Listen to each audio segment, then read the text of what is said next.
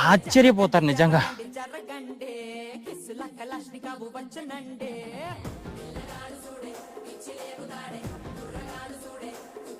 మొత్తానికి అయితే లైక్ చేసావా? హాయ్ ఫ్రెండ్స్ అందరికీ, పార్ట్ 1 వీడియో ఎలా ఉంది?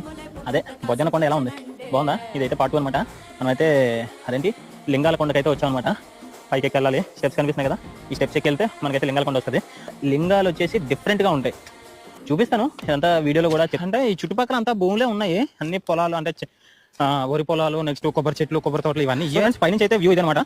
లింగం అయితే చూడండి ఎలా ఉందో, చాలా బాగుంది కదా. అయితే ఇక్కడ కొన్ని మార్కింగ్ చేశారనమాట, మీకు అంతా తెలియడం కోసం ఇదంతా చెప్తున్నాను, ఎవరు తప్ప అనుకోవద్దు.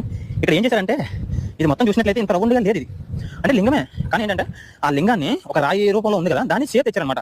ఈ సిమెంట్తోని కొంచెం దాన్ని అదంతా మేకి ఒక లింగం టైప్ అయితే షేప్ తెచ్చారు. ప్రజెంట్ అయితే ఒకప్పుడు లింగం ఇది, కానీ ఆ లింగం ఏమైందంటే, అంటే వేల సంవత్సరాలు కదా, ఉండగా అలాగా ఎండ కండి వర్షానికి తడిసి అది ఏమవుతుందంటే పిండి అయిపోతుంది. రాయి మొత్తం పిండి అయిపోవడం వల్ల ఏమైందంటే